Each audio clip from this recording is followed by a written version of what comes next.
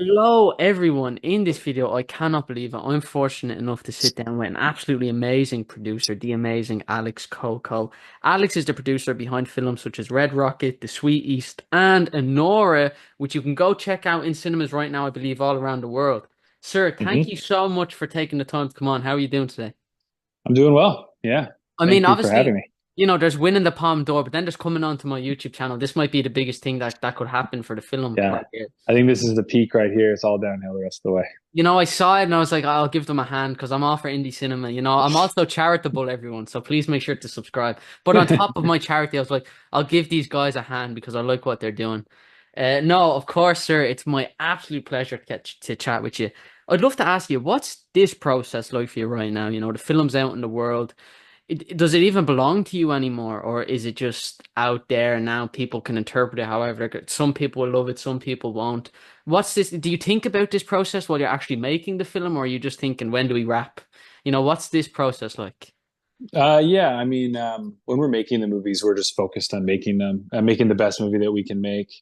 I mean, obviously, we're hoping that we make something that resonates, but we make movies for ourselves first and foremost. Yeah, So we're not, we're thinking about, we're hoping that people are going to connect with what we're doing, but we're not like that's not informing our decisions at all phases, from the writing to the production to the editorial phase. So at this point now, yeah, just getting it into the world, it's more just like more interested just to see how people react and how people respond and what people get and what they don't get and what they think about different parts of the film. Obviously, the ending is a little ambiguous in a way. I mean, I think a lot of people nail what the ending. I feel, or just have such incredible thoughts about what it means and the intention behind it. And I agree with a lot of the things that people have been saying, and then some people are just totally confounded by it. So it's interesting to kind of like just put it out there and just see what hits and what doesn't, and for who. And it's exciting just to watch. I mean, it's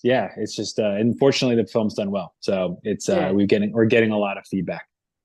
And how many times will you watch the film? I imagine it's 400 times in the edit, once at the odd premiere. But then how many times will you watch it? Will you watch it? Is it now you won't watch it until you see it on TV in 10 years, or what's your relationship like with it?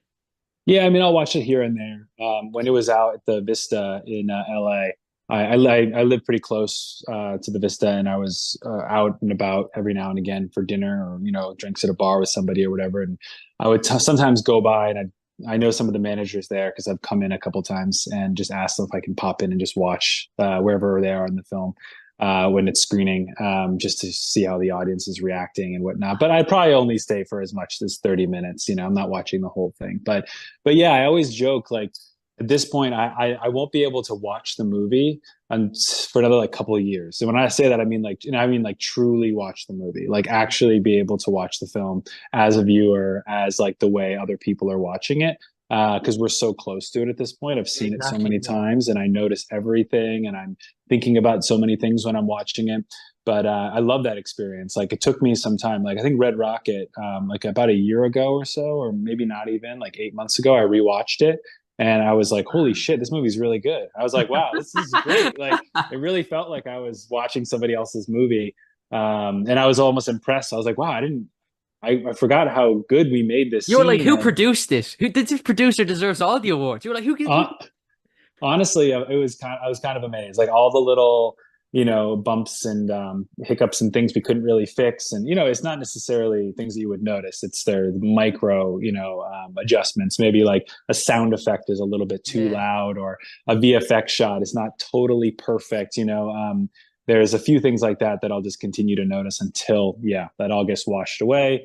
Few years later, I can watch the film like an audience member would, and that's always a really great experience. I love when I finally can get to that phase. It's enjoyable. That's amazing. And so then what's the process like in the editing? Because I can only imagine, you're probably seeing the film like every day at least. And then does it get to the point where you're like, I can't tell if it's working or not? Because I've seen it so many times. I can't kind of remain objective. Or are you able to manage that? What's that like when you're kind of in it deep and you're still trying to find it? And, what's that process like not of being in the edit with it? Yeah, yeah. I mean, Sean's like a very good editor. He edits his own films, and he's just a good filmmaker overall. So the film tends to work like a lot quicker than some other Wow, movies that I've worked really? on.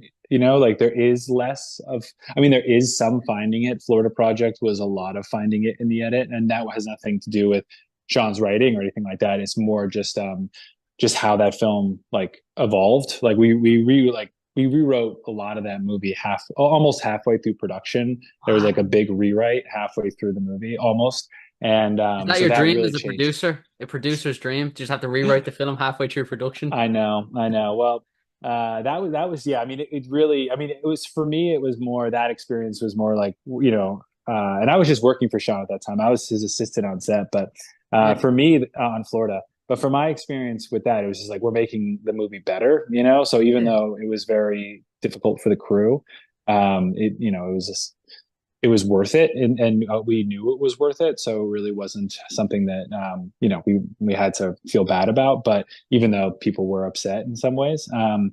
so yeah, so it's uh, but Red Rocket and this movie, like Sean edits in order, as he's talked about a lot. He starts with the first scene, and then the last thing he does is the last scene. It's not like jumping, back and forth and jumping ahead and going back, nothing like that. So we kind of get it to a place where it's really working before we move on to the next section. So it's not like we're really like, is this working? Is this working? I don't know. Let's just keep going. We'll come back to it. It's like, no, we have to like, I mean, we'll go back and tweak a little bit, maybe the days after, maybe we'll have an idea or there'll be something to kind of refine. But for the most part, it's like cutting the head and tail off a lot of shots, going back Yeah. and being like, all right, we can enter this scene a little bit later, or we can actually exit this scene a little earlier, which is usually, that's usually in the last phase of things. Sorry if Oh yeah, I no got bumped. problem. I got a call. So that's sort of like a big part of that process. But there was a few sections in this movie, one in particular that it took a long time to get there. Sean was like, he wanted this section to be a certain way, and we thought it could be better, and we kind of went back and forth for a while, and eventually we found the version that ended up in the movie. But for the most part, yeah, it's more just it was such a big movie. It was a beast of a film. There's so many set pieces that it was just exhausting to edit it because it was never like an easy scene to edit. Every Yeah. scene was a beast. So, Wow.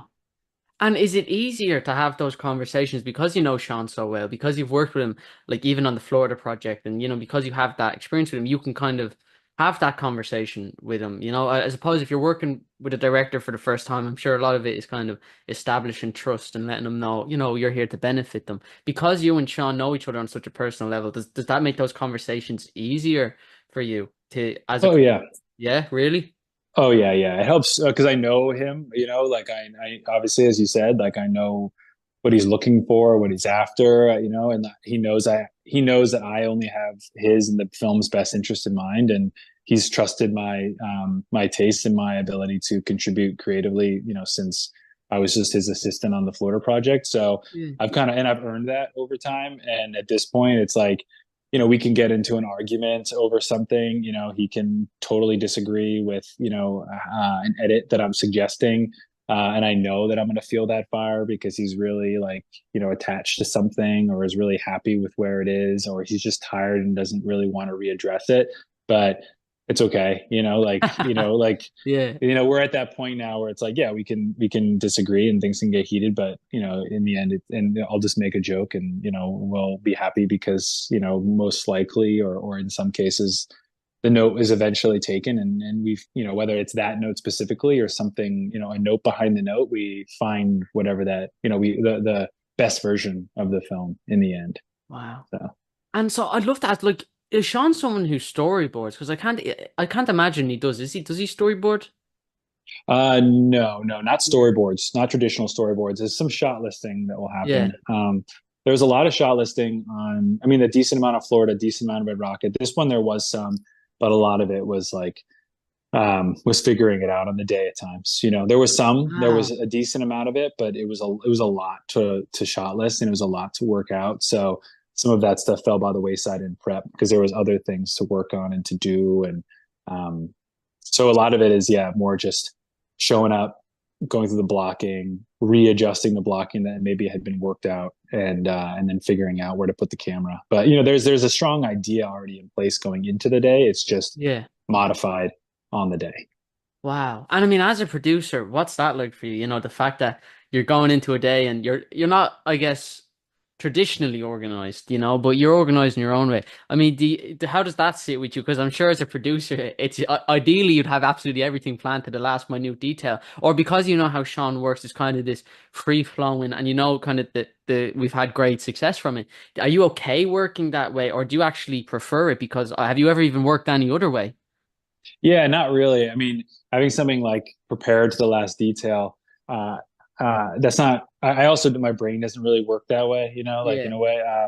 And I've just done a few of these films, and it just feels like it's never really that way. It always is sort of like chaos and a shit show, But that's sort of like what gets you the good things because the filmmakers who are open to that and can adjust and adapt and improve things is usually those are the films that turn out the best.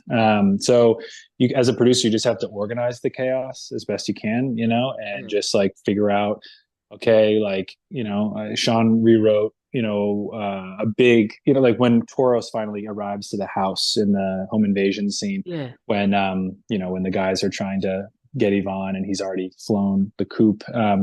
When Toros comes in, that whole section there, like a big chunk of that was like totally rewritten by Sean the morning, like or the night before Wow. in the morning of the shoot.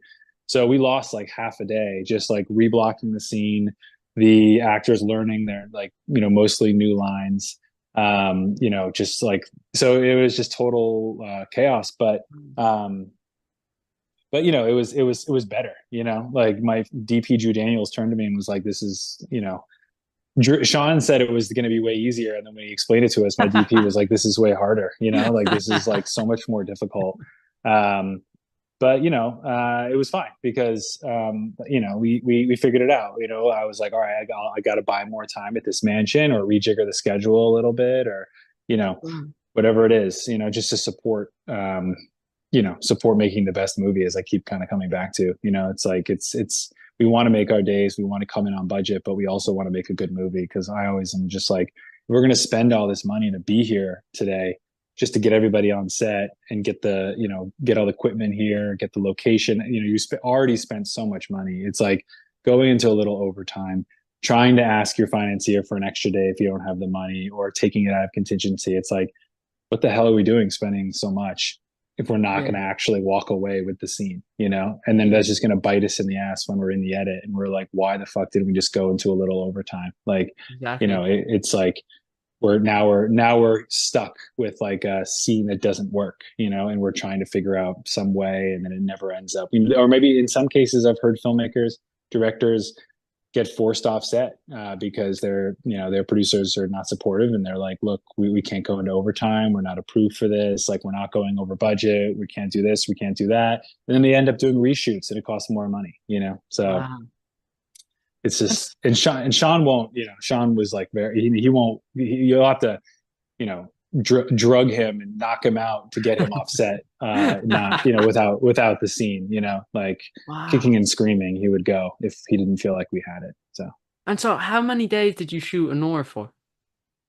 I think it was like about 40 days or so. Wow. And so, did Yeah. you feel, was that the only example of kind of not getting something in a full day? Did you feel the 40 days, or were you kind of got home Yeah. after it?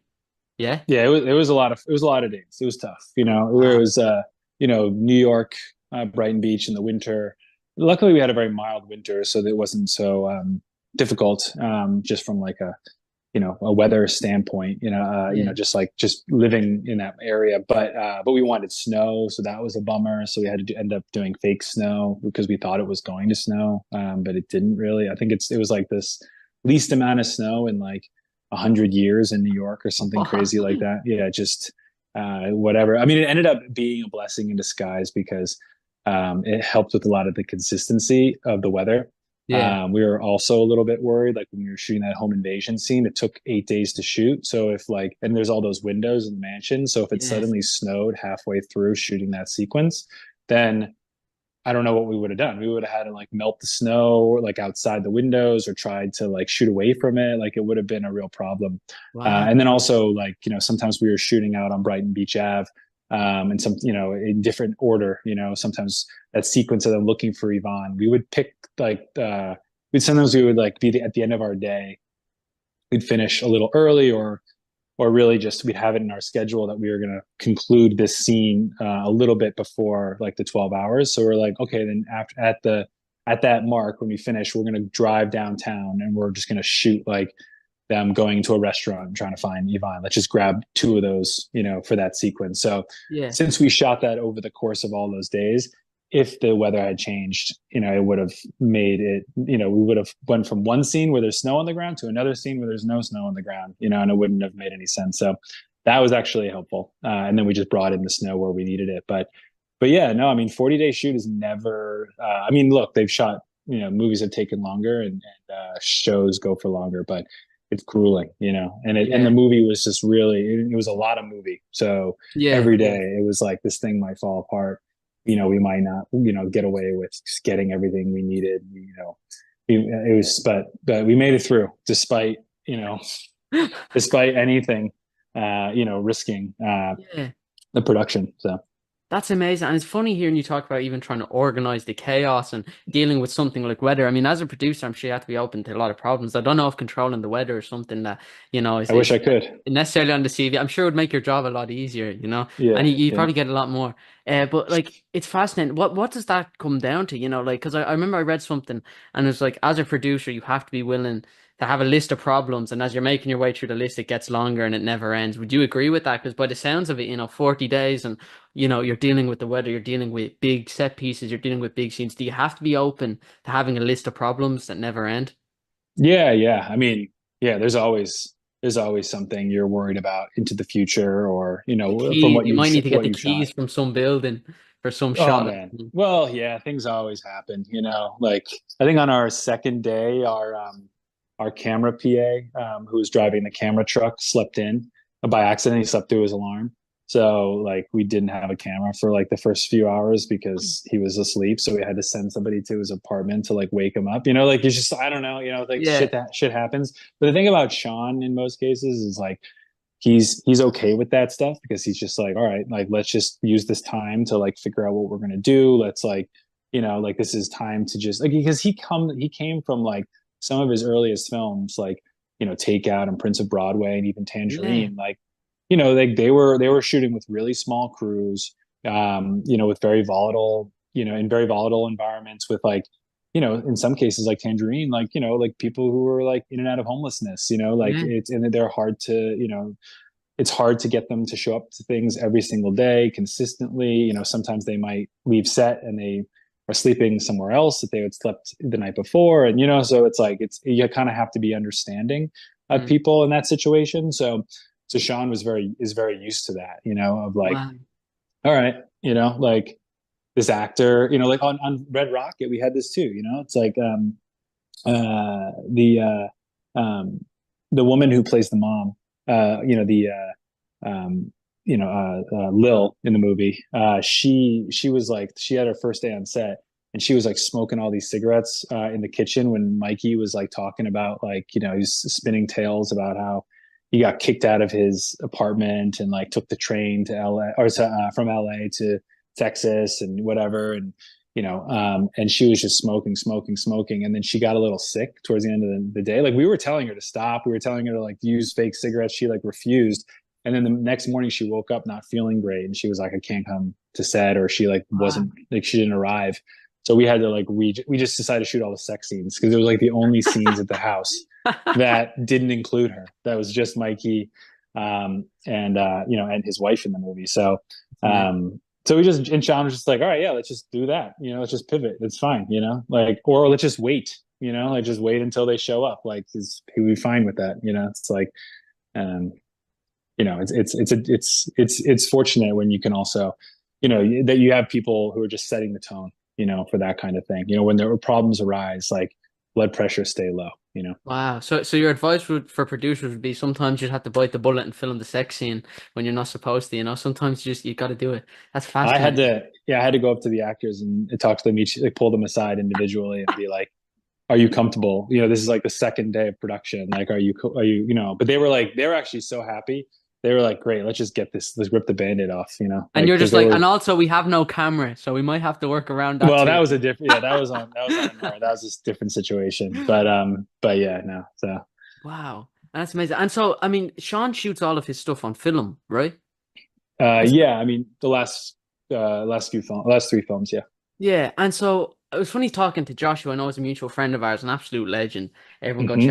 go check out that interview. You get to see me Yeah, continue my journey. But it was funny. definitely check it out. He was talking about Cuckoo being Hmm. shot on film, and Hmm. all of the stuff they do. I think over with him and Ken, like a lot of that's shot on film.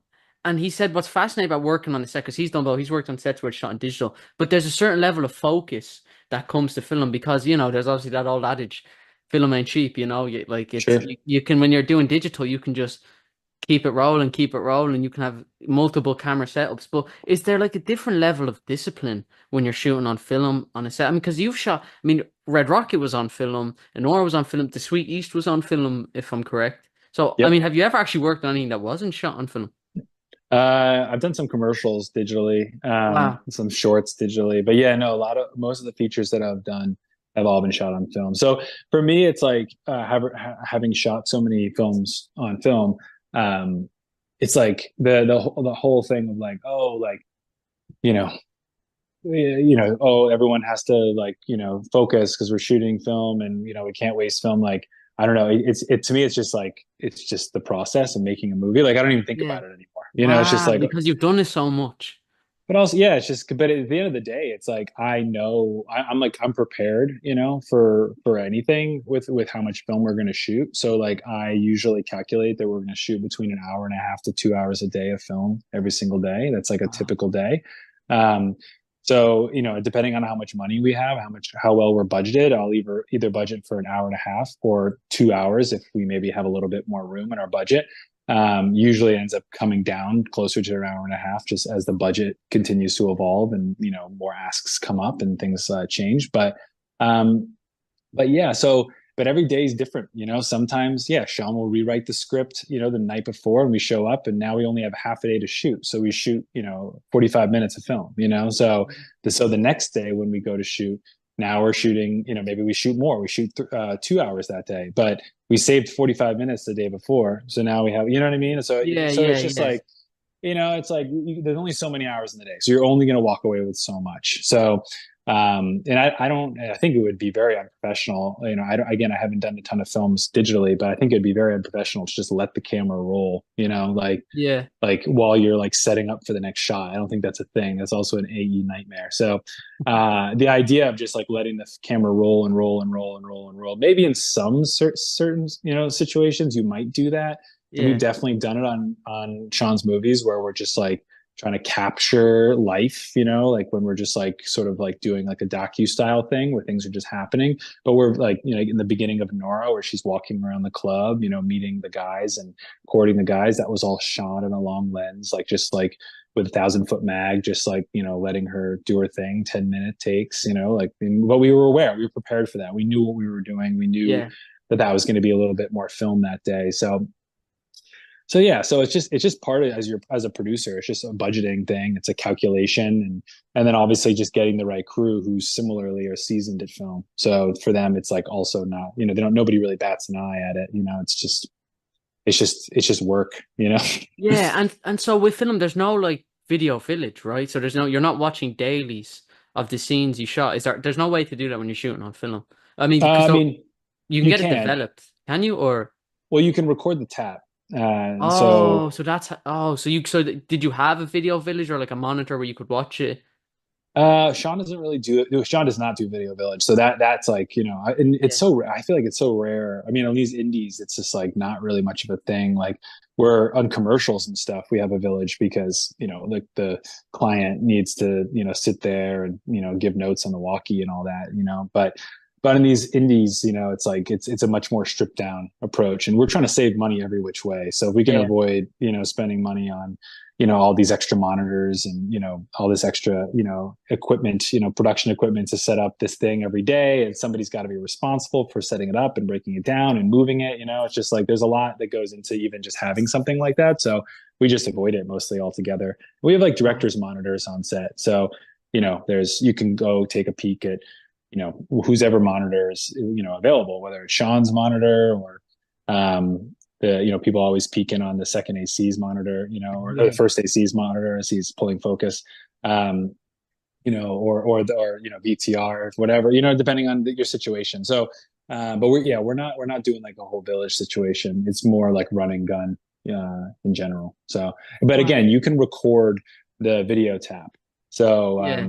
so you can, so it's the quality is terrible. It's Yeah. because it's just showing you a basic idea of what it's going to look like on film. It looks horrible, like, so you just have to trust Drew's eye, that like what he's seeing in the eyepiece is really good, and we do trust Wow. him fully. So maybe we'll record that stuff.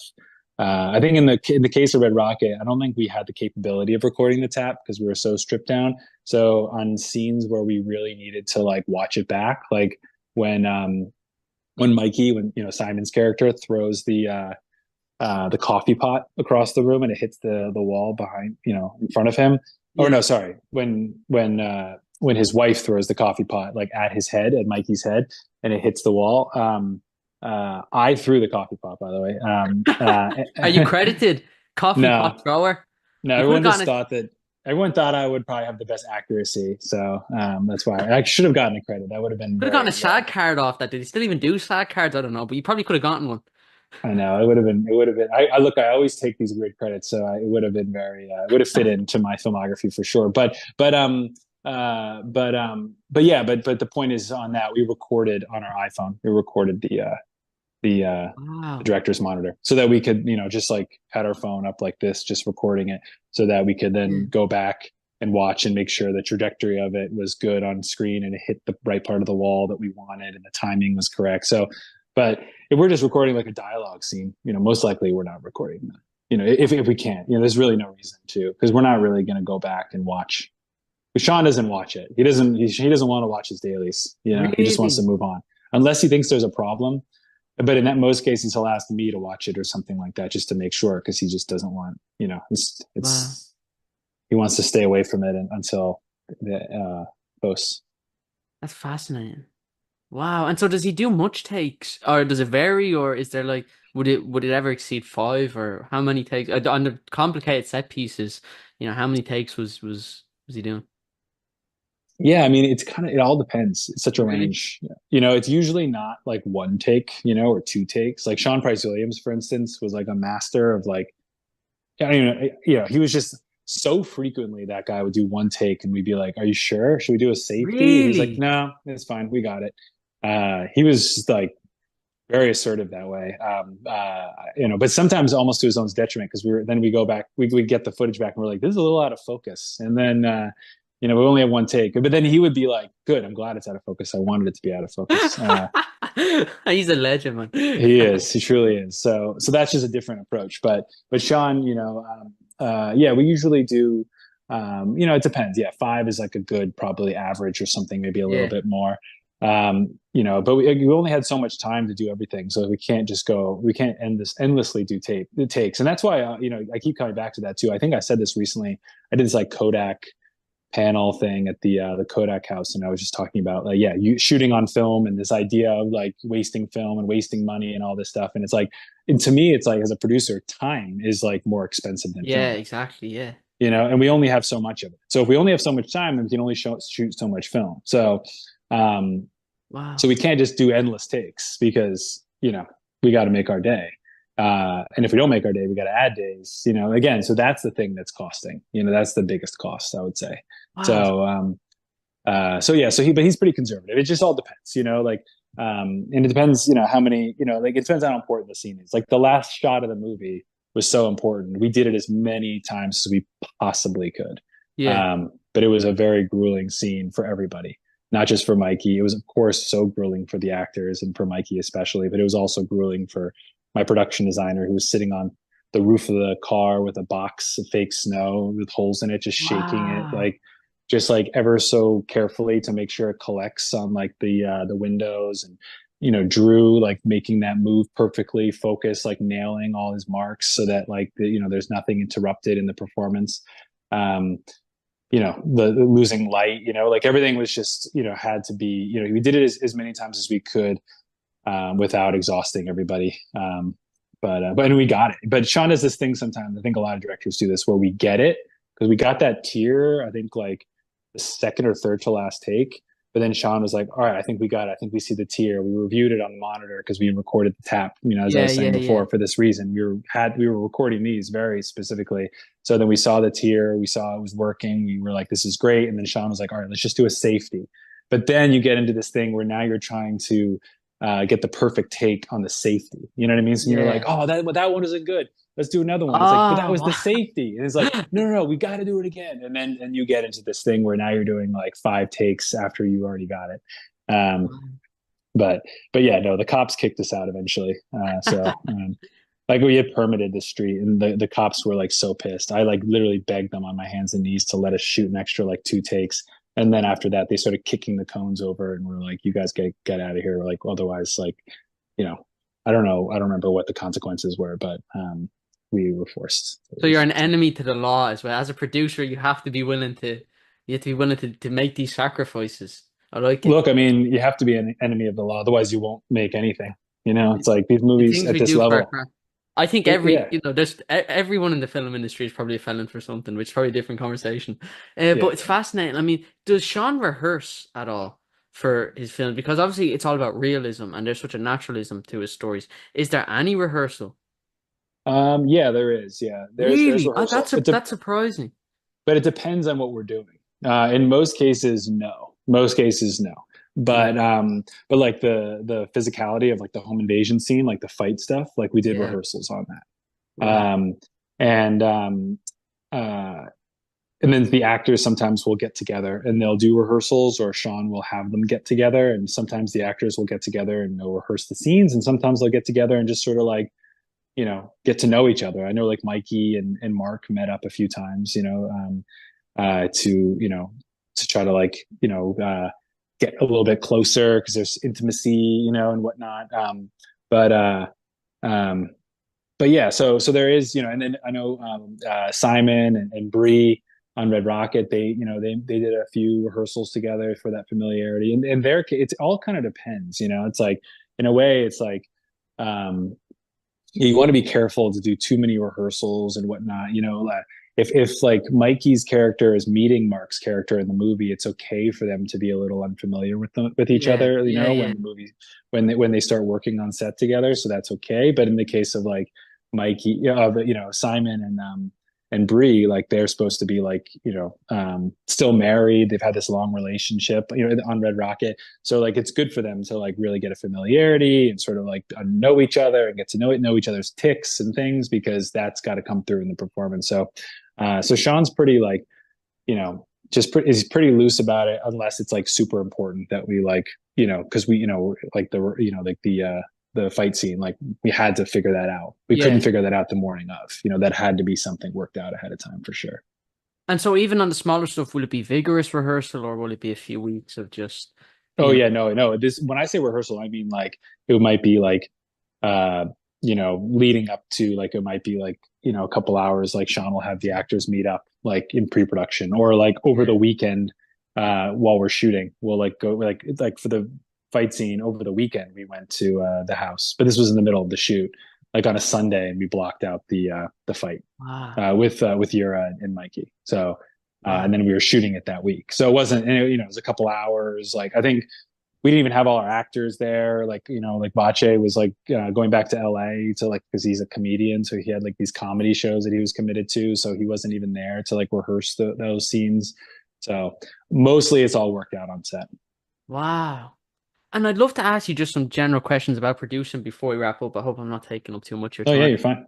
And I'd love to ask you, you've worked with like Sean Baker, and of course, another director I'm a massive fan of, Sean Price Williams. I think he's terrific. When will you come onto a project? Is it always in pre-production? Is it always in the culminations of the script, or will it even be, is it ever so? Because I know it'll vary for Josh. Normally for Josh, it's mostly at the start, but some producers I've talked to will come on just before shooting, or some will even come on after shooting to help with distribution. When's the sweet spot for you as a producer? It's been almost like different, like almost every time. Not every time, but it just depends. Like I mean, in the case of Sean Baker, we're doing these films together now, and we're like always like talking about them in between the movies. Like I feel like we're always like There's working on always one of his something in the movies. pipeline. Yeah, and it's either we're like in this case with Anora, we're like, we're promoting the movie right now, but then we're also like here and there talking about the next movie. So eventually we'll stop promoting Anora and we'll just focus on talking about the next one, and then we'll, be into the writing of it, and then the budgeting and getting to the finance in order and the casting, and then before we know it, we'll be back in production, and then back into post, and so it's like it's kind of like just a Wow. rolling thing. Um, in the case of working with him, but in the case of Sean Price Williams, I had met him doing a fashion film that Sean Baker was directing, and Sean Price Williams shot, and I produced it, and he's told me about the Sweet East. He just Wow. casually, and I just thought it sounded cool, and he sent me the script, and he had asked me about casting ideas for the character of Lawrence. Yeah. And I suggested Simon because we were editing Red Rocket, and I was just like, I mean, in the case of Red Rocket, only me, Sean, and who's editing, and Samantha, Sean's wife, had seen the movie before we like locked the cut. Um, so so we were in the middle of the edit. So I told Sean Price Williams, we literally took a break in the middle of editing that movie to just go shoot a fashion film. Like Sean needed it to like kind of clear his mind. So I was just telling Sean Price Williams, I was like, Simon Rex is going to be like an indie darling. He's going to like have like a new career. Like he's so good in Red Rocket. Like this is a role you've never seen him in, with Sean Baker, which is so specific, so different than like Scary Movie and a lot of things that he was known for before that. But Sean was a big fan of his as well from like Three Loco, and um, Yeah. so Sean loved the idea. So yeah, so then that kind of like kicked off my involvement in the movie, and then we met up when we were in Cannes all together. Sean Price Williams was there with something, and we were there with Red Rocket. Me and Simon, so we all had lunch, and um, yeah, and then before you know it, I was in New York, and met up with him and his producing partner, or the guy who was there before me, Craig Buda, and we just talked about the movie, and then got a call the next day when they're like, we want to add you to the team. So Wow. then we just started prepping in earnest. Think I like a month or so later, I like got married, and then like 2 days later, like my wife and I flew out to New York and started prep, like hard prep on Sweet East, and then Man. yeah, then that was a whole journey, but a really great one. Yeah. Wow, that's fascinating. I hope Sean, do you think he'll direct again, or was that just, what was that even like? Does he want to move into directing, or was that just he wanted to try it out?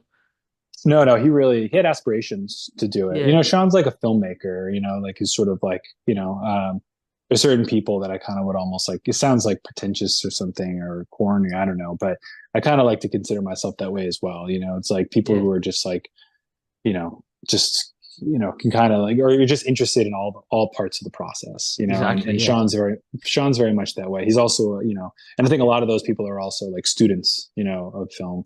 They watch a lot of movies, and they really pay attention, and they care, and they don't just watch what's new, but they watch, things from the past and things that people aren't really paying attention to. And that's so Sean Price Williams' ethos, in addition to Sean Baker. Um, but yeah, so Sean wanted to direct something, and this opportunity came about, and he did it, and he fucking killed it. And Yeah. since then, I did the Diet Pepsi music video with Addison Rae with Sean Yeah. Price Williams, which was really fun. And he was back in the director's chair for that. He did her new one, Aquafina, or sorry, Aquamarine, I think. Yeah, Aquafina is the title font that we use in Sean Baker's movie. All his films, they have that, that Oh sort of script. yeah. See, you're still Yeah, in yeah. producer mode. You're still in I know, I producer. know, I know.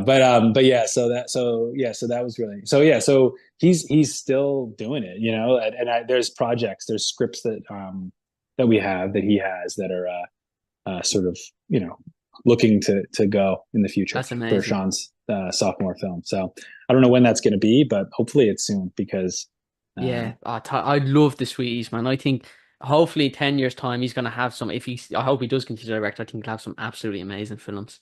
What was it like having two Seans on set when you were doing the fashion movie? Was that a producer's dream?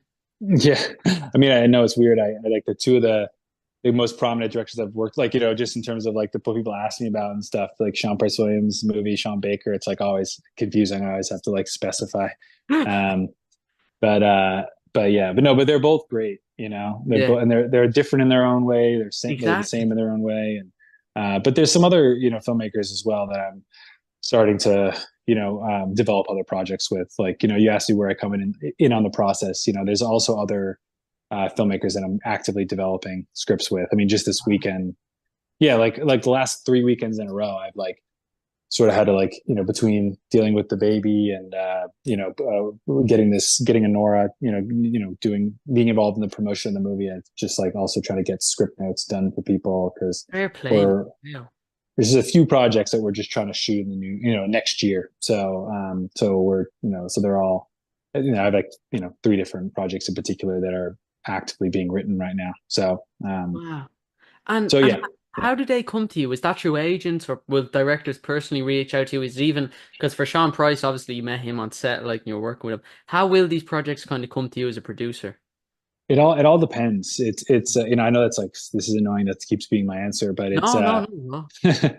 but yeah, I mean, in some cases it's like I meet somebody and then we start just like, we have like a connection or whatever, or there's something like we start talking about, what they want to do or their projects or whatever, and then they pitch me something and we start talking about it and it just sort of makes sense, and like they're a friend now, and then it's more like casual. Or in some other cases it's, yeah, an agent calling me and saying, hey, I think you would really like this project, we're looking for a producer for this thing, and then meeting up with that director and that writer or whatever, and then seeing if it can work out. So um yeah, and in some cases these are projects where they're looking for a producer to come on and really like help the director writer like get the project into a place where we can, where it's a really strong script, so we can take it out for financing and for casting and the whole 9 yards.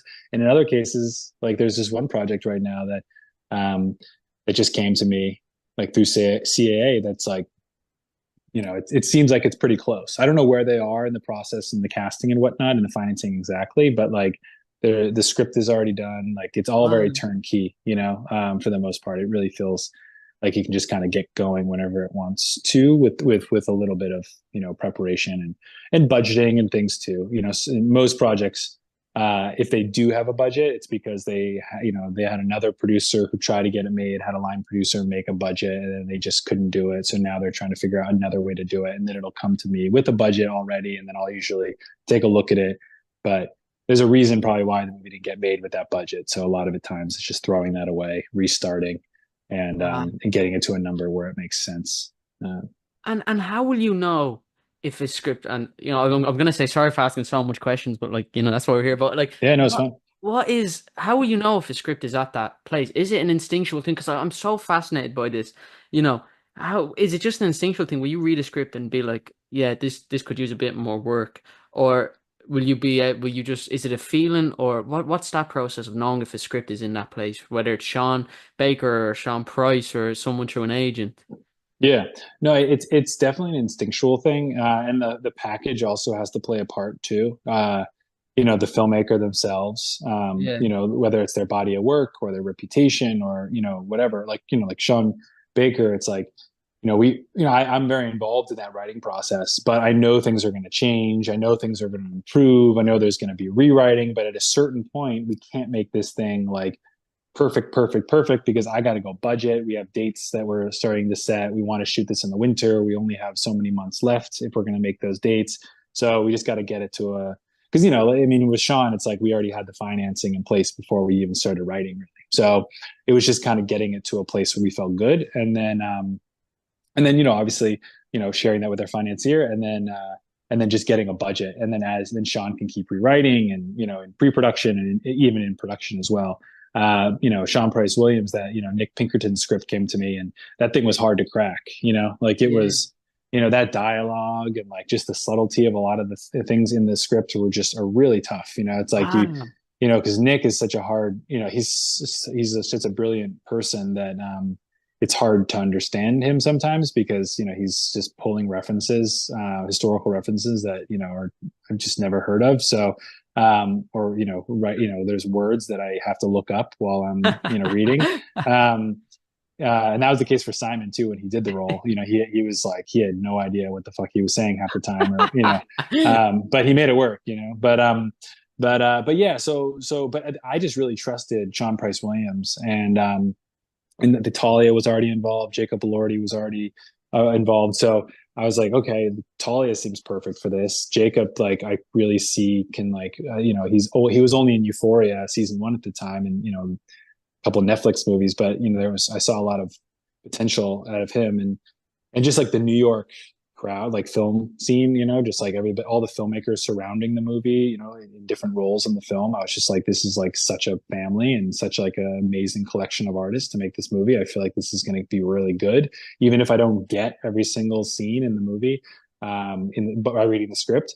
Like there's just so much potential there. Also, Nick, just from meeting him, is such a brilliant guy. I'm just like, like I'm Yeah. okay to be like I'm kind of an idiot, like I don't get Wow. but that's fine, like well I'll learn, which is what happened. I mean, I watched the movie so many times that even when we were like I was like when we were getting the movie ready for Cannes, I was I took on the responsibility just to like make sure the subtitles were correct and make sure Yeah. everything was like so I was like watching the movie and really getting deep into the words to make sure that like everything was being done properly, and I was like seeing things that I'd never seen before, and I was involved in the film from pretty early on, all the way through production and into post. And there was stuff that I was still discovering. And I was like, that's a mark of a good movie, if I'm still seeing it, as, still seeing new things, even though I've seen it so many times and was so close to it.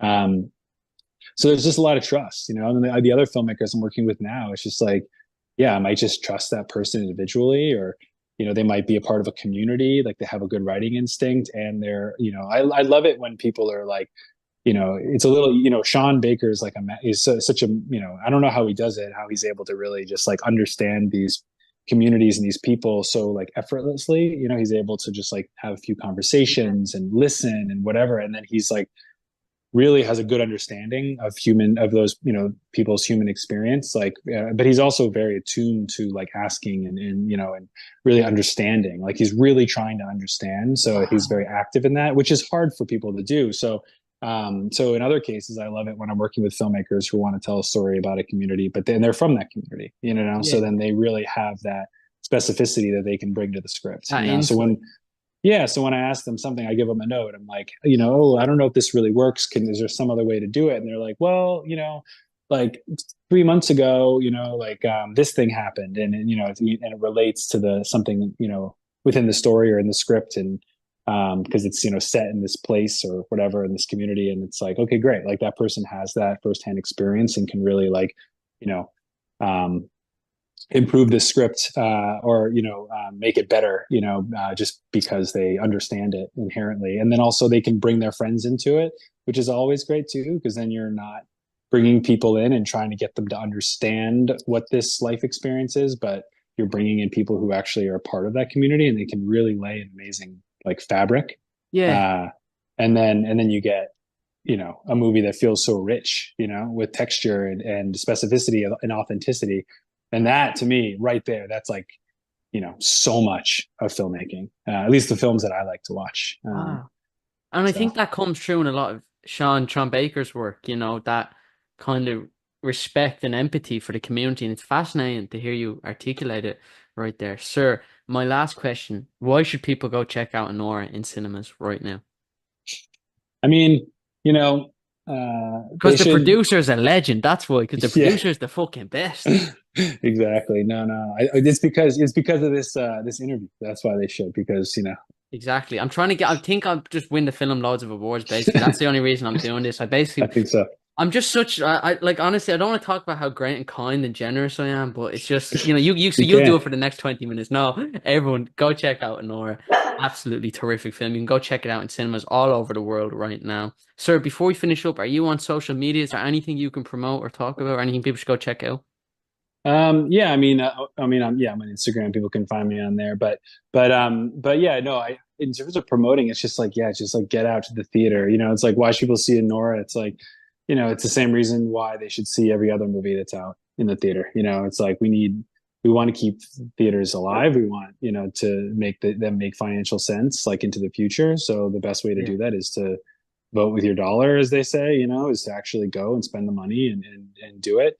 And it's an art form that we want to just like we want to keep evolving, and we want to. I try to see the films where I really feel like they're by filmmakers who are trying to move things forward. Like it doesn't feel like a piece of just commercial. Just is just trying to just cast a wide net. Like I want to see things that are made for lower budgets that are very specific and about real people and artists taking chances um, but in order for people to want to make those movies you got to go see them. That's the only thing. So, so that's why go to the theater, do it, watch movies. You have to look at the Irish, so I think the film will make probably a couple billion now that I've interviewed you. So I everyone, hope so. go check out Anora. Sure, I thought you'll be off there. Thank you guys so much for watching. I'll see you all in the next video. You can go follow me over on Instagram, DanielFeed33. Please make sure to like and subscribe, and go watch Anora in cinemas right now.